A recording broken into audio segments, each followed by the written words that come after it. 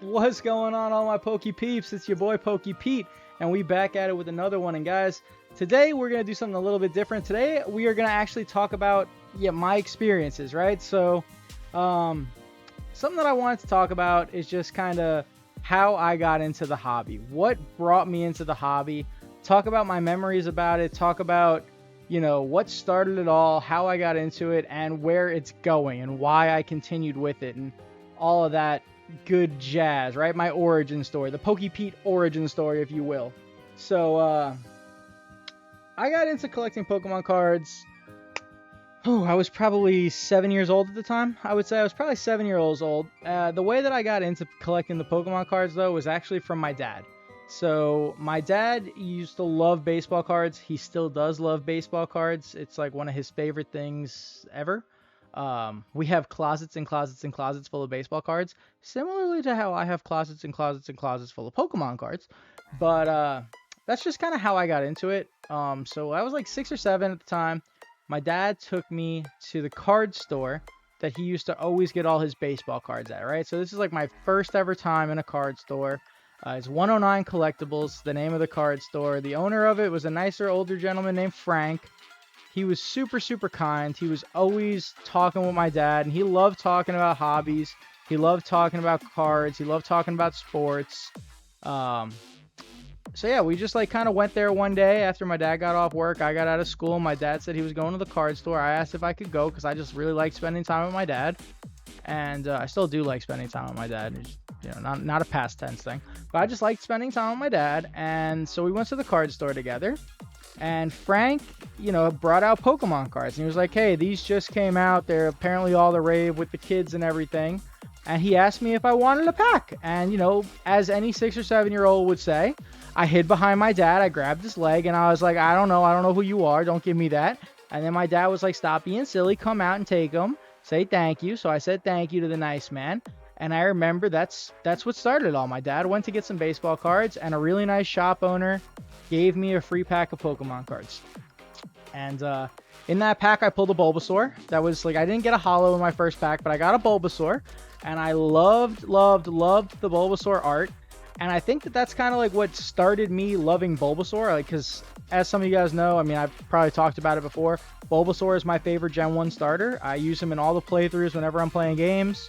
But that Bulbasaur artwork, for whatever reason, it just hit me. It stuck with me.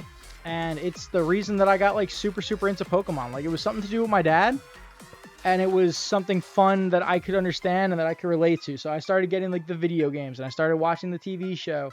And I started playing with Bulbasaur in the video games. So that's just kind of what started it all. So this is that set, right? So we're just going to show off some of my collection. This channel is going to be used to show off my collection, talk about cards in the hobby, talk about different eras of the hobby. And so this is a complete, unlimited Pokemon WoTC Base Set back from 1999. It's a fully complete set, and I know you guys have seen these cards a million times. We're just going to briefly show them off. Like, I love the Alakazam. Something that I loved about these Pokemon cards, too, growing up, once I learned how to read, right? Because I didn't know how to read at first. But once I learned how to read, I used to love every single day reading this little text box down here. So it says a fun fact about the Pokemon, and then it also tells you what level the Pokemon is and what their Pokedex number is. And I remember there was a time back in the day when I was a kid, I could have told you any Pokemon's level and any Pokemon's number just because I read it. I loved doing it. The only one that I think I remember is Charizard. I'm pretty sure Charizard's level 76. If he's not 76, he's 72. But I'm pretty sure he's 76. We'll find out in a second. That's the only one that I actually kind of like remember. But every single one of these cards is just special to me. I remember getting all of them. I remember playing with all them. Chansey. Chansey was a huge one because it's the only Pokemon in the original set that could withstand a hit from Charizard. Charizard does 100, and Chansey's the only other Pokemon other than Charizard that had 120 HP. And it was just like, I remember everything about these cards. I remember where I was when I pulled all these cards and got all these cards. 76, let's go. I still know what level Charizard is. That's what's up, baby. But like this Charizard, for example, I got this. So back in the day, whenever I would level up in school progression, right? So if I went from like first grade to second grade, whenever I graduated like first grade or whatever, my dad would buy me a booster box of Pokemon cards or Yu-Gi-Oh cards, right? Like when I got into middle school, I got into like Yu-Gi-Oh, and we used to open the cards together though, right? We would open the booster box together and we would build decks out of the cards and we would play with them. And like he just made it a really, really fun way to start my summer. And it's just like, it's a memory that just sticks with me. It's something that we have always done together. We did it all the way through middle school, and even into high school a little bit we did it. Not as much because we moved when I got into high school, and there's really like no good card stores down here, so like we didn't really do much. But yeah, like it's a memory that I have. And I remember the first time I got Charizard was when I was done with first grade, and we got the booster box for me to finish first grade, and we pulled the Charizard.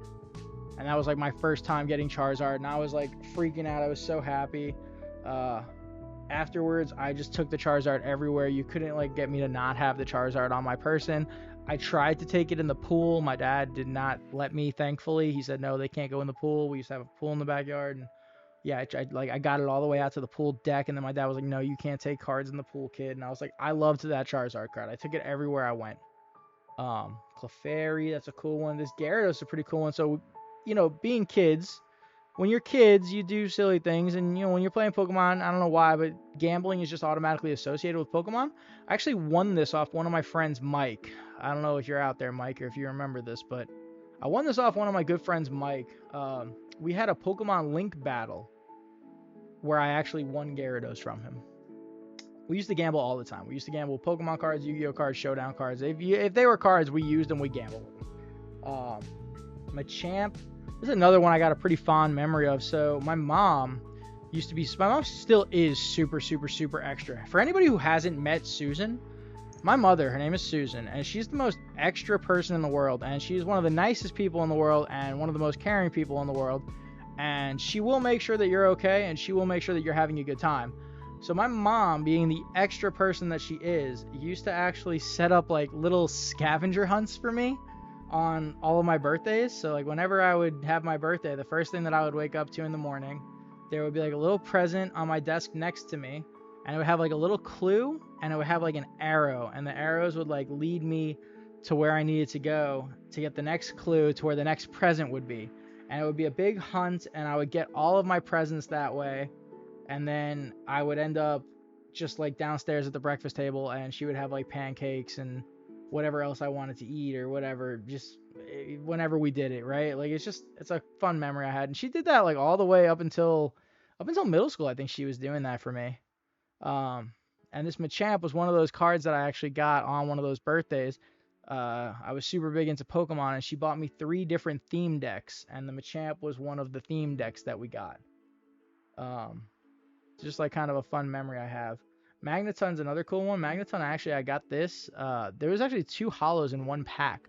I remember we were at 109 with like 3 or 4 of my friends, and I opened a pack of Pokemon cards, and it had a Magneton and a Raichu holo in it, and I was like so over the moon. Everybody was super excited for me. It was just like a really, really cool time, a really, really fun experience getting Magneton and Raichu in the same pack. So, I mean, that was a lot of fun. This Ninetales has a fun story too. I got this from my babysitter. Back in the day, my babysitter is also my next door neighbor. Shout out to Brittany if you like, for whatever reason, see this. She actually traded me this Ninetales for, at the time, a holo Vaporeon from Jungle. This was like the last card I needed when I was finally putting all my base set stuff away and putting it in a binder. This was the only one I didn't have. And I had this when Jungle came out. I had an extra Vaporeon holo, so she traded me her Ninetales for my Vaporeon. And fun fact about Ninetales, this is actually what's called the Black Flame variant Ninetales. So Ninetales in Unlimited has 2 different versions. One version where it's completely blue, and one version where there's like some black flames coming up around the body of the Ninetales. So this is actually called the Black Flames Ninetales. It's not really an error, but it's a variant. And it is a good bit rarer. I think it's like 75-25% distribution on these cards. Fun fact about Ninetales. See, like, this is it. We're taking a trip down memory lane, and you guys are learning about the set, which is awesome. We got a holo Poliwrath here. That's a cool one. Here's that Raichu. We found that with a Magneton. 1 pack, 2 pulls. We got Venusaur. For some reason, whenever I played through the game, I never actually evolved my Ivysaur to Venusaur. Like, I always just got to Ivysaur, and then I just kept it as an Ivysaur. I don't know why, because I don't even like Ivysaur. I like Bulbasaur. I like Venusaur. I don't really care that much for Ivysaur, but I always kept Ivysaur. I don't know why. Zapdos, Team Instinct, we the best. If you know, you know. That's enough. So now we got Beedrill. This is actually a shadowless card. So as you guys can see, let's kind of compare and contrast here. So as you guys can kind of see right there, there's a difference, right? So the Dragonair is just a normal unlimited card. You see like the black shadowing coming off the box. And this Big Dick B over here is a shadowless card. There is no shadow coming off the box. It's a little bit rare. It's a little bit cooler. But yeah, so like we're just flipping through. And we're just going to show off all the arts as I continue talking about, you know, just base set and what it meant to me. So like just as a kid, this is what got me into Pokemon, right? It was collecting cards with my dad. It was something fun for me and my friends to do. We used to play out on the schoolyard. We would take all of our cards. We'd literally shove them in our pockets and just pull them out and play games. And I remember all of it. I remember going to Toys R Us with some of these cards back in the day. Every Saturday morning, you could go to Toys R Us and they would have tournaments that you could play in to get badges, which was so much fun. Me and my friends used to do that all the time. Me and my friends Frankie and Dean used to love doing that. So it was just like a great time. And, you know, yeah, so like this is kind of what started it all, though. It all started with me just going to a card store with my dad, somebody being nice to me, a card store owner just being nice to me, sharing with me, getting me into this experience, getting me into this hobby. And I've kind of like never looked back. So I took a break after we moved. After middle school, I did take a break from collecting after we moved. And then I met some really great people down here in North Carolina. That's where I live now. I met some of my best friends that I would never trade for the world. You guys are probably watching this. You guys know I love you. But so me and my two best friends, William and Miguel, just like randomly one night decided to go to Walmart at like 2 in the morning. We saw the Pokemon aisle and we just started buying Pokemon cards. So we got back into it. It was like Evolutions and like Sun and Moon era. Evolutions obviously because like the nostalgia just hit. And we had a lot of fun doing it. We used to play the games together. We actually like started reading the cards more and actually playing. So that was like really, really fun. You know, I just have a lot of good memories with it. But that's what like got me back into collecting. And the reason I'm staying so long is because this is the card. This is the Bulbasaur. This is what started it all. I pulled this card out of a pack and I really, really liked it. And this is what started it all for me. That Bulbasaur card. We got Caterpie, Charmander. But yeah, so that's just kind of like where we were at. And so now I still collect master sets. This is bottle caps, by the way. I have another cool story about this card. Before I could read, I knew every Pokemon's name, but I didn't know this one's name, or I didn't remember this one's name. And at the time, whenever I would get this card or show this card or somebody would play this card, I literally used to just call this card bottle caps. Like, I don't know why, it just looks like bottle caps to me. So I would always call this card bottle caps. Drowsy, Ghastly, no Gengar. That's a miss on Pokemon's part. We ain't gonna talk about it. Anyways, so now that I'm older and have access to like adult money and am smarter and can do more with the hobby, I still love the hobby. I still love collecting. I still have master sets, right? So one of my big fun things that I like to do, I like to complete master sets. That's like one of my things. I love appreciating all the artworks of all the cards. Doesn't need to be hollow, doesn't need to be expensive for me to appreciate it. So I like doing master sets, and I have master sets from every set from Sun and Moon all the way current to 151. I have complete master sets, reverse hollows and everything, the OG Thick Pika. So that's like what I'm doing now in the hobby. I'm still getting master sets. I'm collecting those. Outside of that, I am grading cards now. That's something that I've, gotten into past couple years. I like grading cards that I pull myself or that I trade for. It's just a fun experience to get cards graded. I definitely do buy collections and I definitely sell collections too. So I've gotten into like that side of Pokemon a little bit more, like the buying and selling side of it, to kind of help fund the hobby, I guess you could say. I've started getting into like Grail cards and picking those up, as you guys have probably seen in some of my previous videos. We have another pretty big one coming. I'm not going to give it away, but there is another one coming. It'll probably be here in a couple weeks, and because it's coming from Australia. I can't wait for this card, and I think you guys are gonna love seeing it. But yeah, anyways, so that's like kind of where we're at now in the hobby, right? Like now I'm deciding what are my true favorite Grail cards. Let's acquire those. Let's display those properly. Let's keep making master sets of everything that comes out. And then once I get all my Grail cards, there's going to be 2 more things that I want to do in the hobby. I want to go back and I want to make a binder of Pokemon cards that's just like the most cracked out, dopest binder ever, that has like a bunch of my favorite cards. They don't have to be super minty. They just have to be like my favorite cards, right? So I want to get like all the gold stars, all the crystal types, all the shinings. I want to get all like the e-reader hollows, the vintage hollows, the first ed hollows, the black and white secret rares. You know, probably get some full arts in there, probably get all the alt arts in there, and just kind of have like just a dope binder, a personal collection binder where everything's like MP plus or higher. I would say it's probably like the lowest quality that I'd want to get. And I want to just have like the most decked out binder. It's just something that I think that I could appreciate. I think I'd appreciate it more than graded cards. And graded cards, truthfully, start getting really, really expensive too.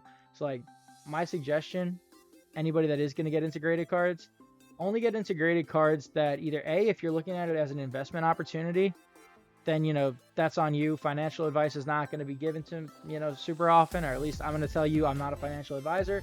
But if you want to invest in it, that makes sense. Or if it's a card that you can actually display. Like when I first got into grading, I graded everything. I graded 1,000,001 cards. I actually graded some of these that I ended up cracking out because like I appreciate them more raw in a binder than I do in a slab case, because most of them just sat in a slab case.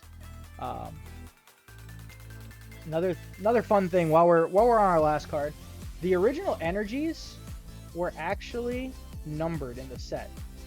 They're actually part of the set. Nowadays, the energies aren't like that, but back in the day, the energies were actually part of completing the set. So that is the complete OG base set. That's kind of what started it all. And we've definitely progressed quite a bit from then. Like we've got loftier goals. We stuck with it. We made so many more memories meeting so many people, and I would never trade any of it for the world. Like it's meant so much to me. But yeah, that's kind of how it started. It just started with a nice shop owner, and now that's another thing too. Like I always try to give back to the kids, and I always try to give back to everybody that I can in the hobby. I know a lot of you guys probably know that about me. I'm always trying to hook up the good deals for people. When I see new kids getting into the hobby, I always try to like ask them who their favorite Pokemon is and like give them some freebies whenever I can. Like I really do feel like this is just a great hobby to be in, and there's just like so much kindness spread throughout it, and I just love being a part of it. I like that it's now I'm older and I can give back the same way that people gave to me, and people took care of me, you know. Like I remember going to card stores, even if it wasn't with Frank, I would go to some other card stores like Grand Slam Collectibles up in that was in Babylon growing up, and there was a guy named PJ there. He used to work the counter. He would always hook me up with everything, and like all the other older kids there would always like make sure that I wasn't getting ripped off in trades with other people, and like they would always just like kind of hook me up and give me their duplicates and help me out with stuff. So like I like that I'm now in a position to be able to do that for the new generation. That's just something about me. But so anyways, other than getting the binder, right? So the binder is going to be after the Grail cards. The binder is going to be the next thing. And then after the binder is going to be a very, very fun project that I have been working on. It's not like something they're going to happen like together. Something I've been working on. We're going to bring a few of them out. I would love to open every single pack of Pokemon cards ever made with one plot twist. I want to open all of them as heavy packs. I want to open all of them in one setting, heavy packs, where we can just pull some of the best cards ever printed. So right here we've got the Long Crimp Base Set Unlimited Charizard artwork pack. This is a heavy pack, guys. So what that means is that there's probably a holographic card in here. There's like a 70% chance or 80% chance that there is a holographic card in this pack, which is super cool that you can do that, But yeah, so something that I want to do maybe on this channel. If not on this channel, definitely still want to do it just for funsies. I'm not really sure where this channel is going to go yet still. But But yeah, I want to open every single pack as a heavy pack. And I think that would be a lot of fun. So I have a lot of them already, and we just kind of showing off some packs. This is a German first edition pack. This is also heavy. I might not open this. I might open this. I'm not really sure. It's just kind of a pack that I got because I really liked that when Pokemon cards left Japan, they like literally just went worldwide. So I thought that that was like super, super cool that you could have Pokemon cards everywhere. Like no matter where you grew up, you probably know what Pokemon cards are. No matter where you grew up, you probably know what Pokemon is. And I think that that's something like super, super cool that like as a human race, we all share a connection through Pokemon. I think that that's like really, really cool. You don't really see that with as many hobbies. Like not everything is like that. Especially not like right out the gate, kind of how Pokemon was. And I just think that that's like special. So I have this German pack because why not? And then here is the OG Japanese base set Pokemon cards. This is the very first pack ever created. Japanese base set Pokemon cards. This is what started it all. This is what started the hobby right here. So these are all heavy. So there's pretty good odds that all three of these will have a holographic card in them. And I probably will open all of these at some point. Not now, but at some point I probably will open all of these. When we can do like a crazy video where we open straight heavy packs for like an hour and a half. I think that'd be really, really cool. I think that'd be really, really special. But yeah, that's just kind of like where we're at now in the hobby. We're just kind of like elevating, right? So we made a lot of really good memories. We got into the hobby for good reasons and with good people. And now we're trying to spread that and just kind of trying to take advantage of some other avenues of the hobby. So like as a kid, obviously I was collecting, I was battling, I was enjoying the artworks, I was enjoying getting to know Pokemon and all that good stuff. Now that I'm older, I'm smarter, I'm in a better position in my life, and the collection is elevating from let's get the cards to let's get like the grail cards. Let's get the cream of the crop, the toughest to get, most rare cards out there, right? It's becoming that. It's becoming, hey, let's do some YouTube stuff. You know, like I remember when I got back into Pokemon cards, when I first got back into collecting with my friends William and Miguel down here, we used to always put on Pokerev. Like before he was like Pokerev, this is like back when he was in his OG like little setup. He just like had metal brackets full of cards behind him. He got scammed on some boxes. I remember watching those videos with them. I remember like that's what we would turn on. We would just like have fun. We would play the game. And so now I'm thinking, you know what? Like I have free time. I have resources. I have a pretty good knowledge. I open a lot of product. I have information and knowledge on a lot of product that I like to talk about. So like, why not give YouTube a shot? So like, that's the thing, right? Like this hobby, you can do so many things in this hobby. You can collect, you can play, you can just enjoy it as an art type thing. You can treat it as an investment. Like a lot of people in 2023 are strictly treating Pokemon as an investment. People who don't even know what Charizard and Venusaur are getting into this hobby strictly because they see a financial side. And like, that's part of the hobby, you know? Like, I know some people say, oh, I hate scalpers, I hate flippers, I hate people that do that. But like, the truth of the matter is that without them, the hobby might not be where it is. The hobby might have died off. Like, you got to take it all as it is and just like see the positives, right? Just try to find all the positives out there. Like I hate scalpers too, right? I would never want to be that person that goes to Walmart and buys every single product and then tries to sell it for more.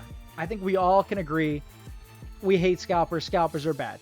But investment opportunity, I mean, like that's completely different in my opinion. So I'm fine with it. I like it. I think that it's smart. I think that it brings a new level to the hobby. And I think that it's kind of cool to see like, you know, big Wall Street guys are starting to get into Pokemon. They're like, yeah, this is actually like really, really smart. This is actually like really, really financially safe. Like let's make this play, you know?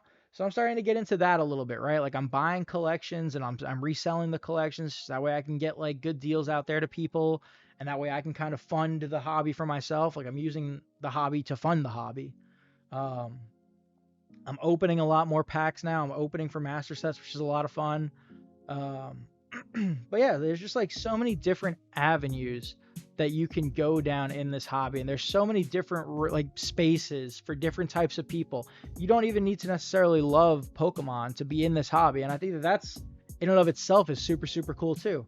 So, but yeah, like that's just kind of where we're at. That's kind of where we came from. It's how we started. That's where we're at. Hopefully one day we will have every single pack heavy and we will open it all. Who knows? Maybe we'll still be doing YouTube then, or maybe we'll just be down at the local card stores with the homies and we'll just have a fun rip session. Even if we're doing YouTube, we might not even film it. We might just do it for fun. I still rip a lot of product not on the channel. I still am out there having fun all the time, doing crazy stuff with the guys just because I love the hobby. So, but all right, guys, that's it. I just kind of wanted to do a little update. I think once a week I'm going to show off a new set. So like we started with base set. I think next week I'm going to show you guys jungle. I think we'll just like keep progressing, right? Because I have all these sets. You guys might not get to see all of the artworks like this. You guys might not get to hear people talk about memories and like just random facts about the cards and that kind of stuff all too often. I know that most people just kind of open the boxes and go through it. So I'm going to share my experience with my collection, just kind of show off what I have. And maybe we'll talk about something new every time as well. Like today we talked about some packs. Maybe next week we'll talk about something else that I have off the brand. I don't know. We'll see. But yeah, I think that we're going to make this like a weekly thing. So yeah, if you guys like this, let me know. Leave a comment.